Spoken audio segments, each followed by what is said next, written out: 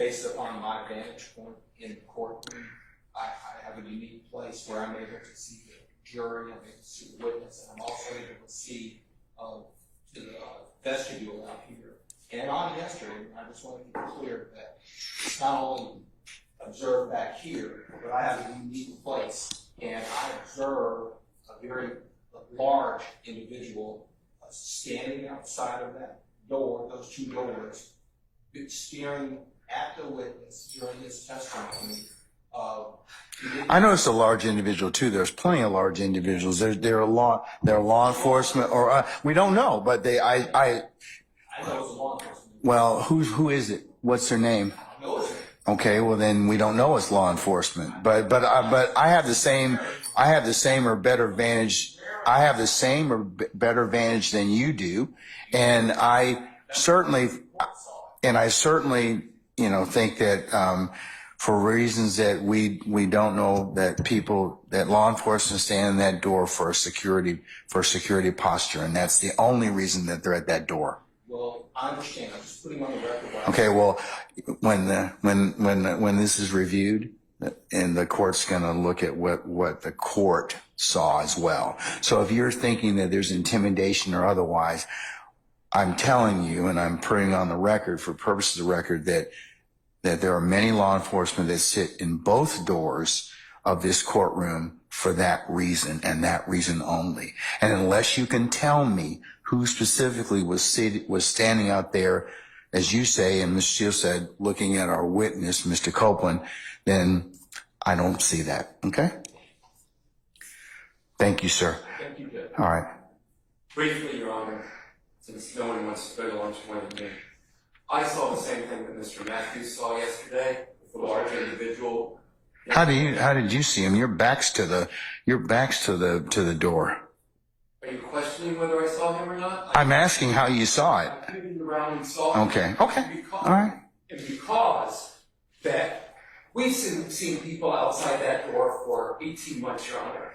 This person yesterday was glaring through that glass for at least 10 to 15 minutes that I noticed, boring a hole into the witness. So I just want to add that is what I saw. I don't know his name. I don't know if it was law enforcement. I believe it was. I've not seen any other individual with law enforcement do that to that witness or any other witness during the course of the trial. Okay. Thank you. Thank you.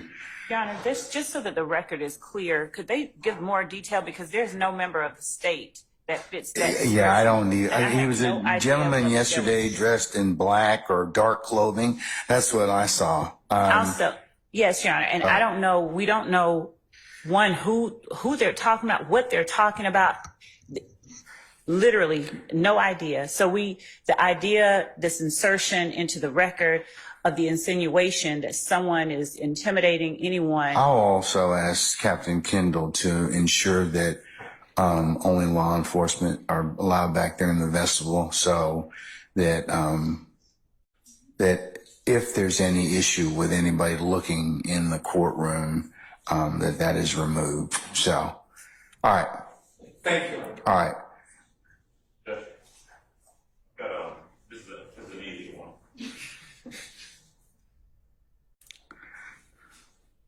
And I don't know whether this is something that the court can give an instruction in regards to. I want the folks to just take notice of it.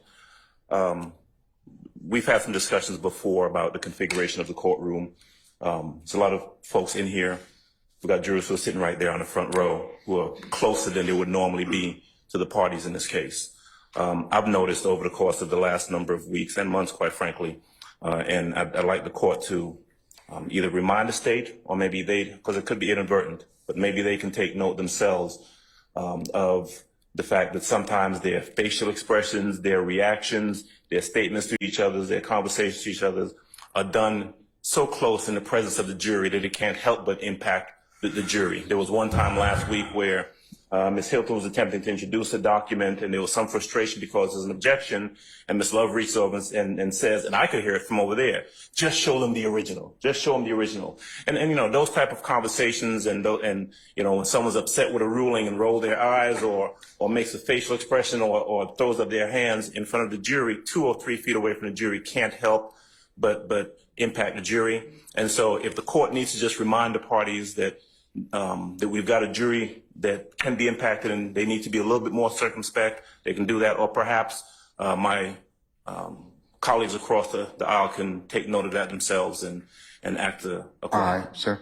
Yeah, there's not a lot of room, and I wish you'd have brought this up earlier, but I certainly agree with that. I'd advise all counsel to just be mindful of their reactions as the jurors watch everything, okay? All right. Mr. Short, did you have anything else? I know that... No, I'm good. Okay. Okay, all right, okay. All right.